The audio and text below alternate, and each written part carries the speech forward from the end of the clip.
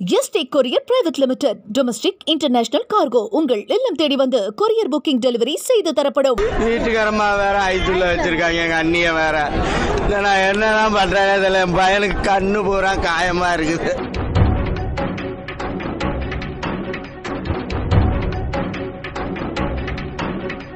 விஜயின் கரூர் பரப்புரையில் 20 பேருக்கு ஒரு காவலர்கள் வீதம் நியமிக்கப்பட்டனர் என்றும், அப்படி இருந்தும் இப்படி ஒரு துயரமான சம்பவம் நடந்துவிட்டது என்றும் திமுக எம்பி கனிமொழி தெரிவித்திருக்கிறார்.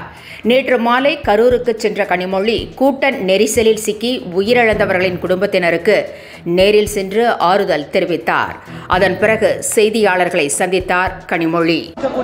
அமைச்சர் பெருமக்களையும் நம்முடைய மாவட்ட கழகத்தின் செயலாளர் சட்டமன்ற உறுப்பினர் திரு செந்தில் பாலாஜி அவர்களை இந்த இடத்திற்கு விரைந்து வந்து மக்களுக்கு என்னென்ன தேவையோ அதை அழைத்து இங்கே இருக்கக்கூடிய பாதிக்கப்பட்டிருக்கக்கூடிய அத்தனை பேருக்கும் சிறப்பான சிகிச்சை அளித்து அவர்களை காப்பாற்ற வேண்டும் என்று உத்தரவிட்டு சென்றிருக்கிறார்கள். அதே போல மருத்துவர்கள், இங்கே இருக்கக்கூடிய அரசு அதிகாரிகள் மிகச் சிறப்பாக செயல்பட்டு, அதே நேரத்திலே அமைச்சர்களும் இங்கே இருக்கக்கூடிய நம்முடைய மாவட்ட கழக செயலாளர் அவர்கள், நாடாளுமன்ற உறுப்பினர்கள் அத்தனை பேரும் மக்களுக்கு உறுதுணையாக நின்று செயல்பட்டிருக்கிறார்கள். ஆனாலும் நாம் இத்தனை உயிர்களை இழந்திருக்கிறோம், குழந்தைகளை இழந்திருக்கிறோம், பெண்கள் பாதிக்கப்பட்டிருக்கிறார்கள் என்று பார்க்கும் பொழுது இது நிச்சயமாக மிகப்பெரிய அளவிலே நம் மனதிலிருந்து நீங்காத ஒரு கருப்பு தினமாக, ஒரு வடுவாக மாறிவிட்டிருக்கிறது. இப்படிப்பட்ட ஒன்று நிச்சயமாக நிகழ்ந்திருக்க கூடாது.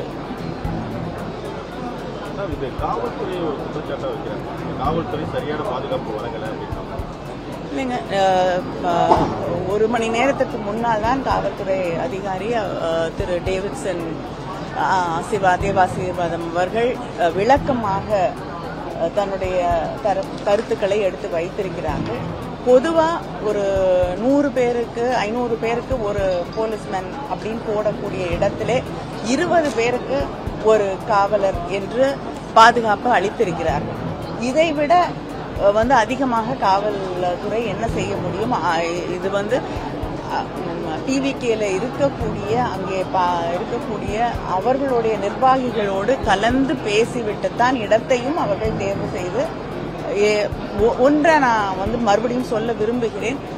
யாராக இருந்தாலும் திரும்ப திரும்ப கண்டிஷன்ஸ் போடுறாங்கன்னு ஒரு குற்றச்சாட்டு இருக்கிறது. கண்டிஷன்ஸ் இல்லாம இப்ப பிரதமர் இந்தியாவுடைய பிரதமர் தமிழ்நாட்டுக்கு வரும்போது, தமிழ்நாடு என்று இல்லை, இந்தியாவில் எந்த இடத்துக்கு போனாலுமே அரசு நிகழ்ச்சிக்கு போகும்பொழுது அது அரசாங்கத்தின் பொறுப்பு. ஆனால் ஒரு கட்சி நிகழ்ச்சிக்கு வரும்பொழுது அது அந்த கட்சி தான் பொறுப்பேற்றுக் கொள்ள வேண்டும். பாதுகாப்பு தான் ஒரு அங்க இருக்கக்கூடிய அரசு செய்ய முடியும், காவல்துறையை பயன்படுத்த முடியும். ஆனால் அடிப்படை வசதிகளாக இருக்கக்கூடிய தண்ணி, உணவு, அந்த மக்களுடைய பாதுகாப்பு, எத்தனை பேர் வராங்க அப்படிங்கறதெல்லாம் அந்த கட்சியுடைய நிர்வாகம் பொறுப்பேற்றுக் கொள்ள வேண்டிய ஒன்று. அதே நேரத்தில் சொன்னது போல முதலமைச்சராக இருக்கட்டும், பிரதமராக இருக்கட்டும், ஒரு கட்சி நிகழ்ச்சிக்கு வரும்பொழுது கண்டிஷன்ஸ் இல்லாம பண்ணவே மாட்டாங்க. சமீபத்திலே இங்கே இதே கரூர்ல முப்பெரும் விழாவை நம்முடைய மாவட்ட கழகத்தின் செயலாளர் அவர்கள் நடத்தியிருக்கிறார். கண்டிஷன்ஸ் போடாமையா கொடுப்பாங்க? ஆளுங்கட்சியாக இருக்கக்கூடியவர்களுக்கும் கண்டிஷன்ஸ் இருக்கு. அதனால ஒரு அரசியல் கூட்டத்தை நடக்கும் பொழுது நிச்சயமாக கண்டிஷன்ஸ், அது யாரையும் அச்சுறுத்த வேண்டும், யாருக்கும் இடைஞ்சல் செய்யணுங்கிறதுக்காக இல்லை.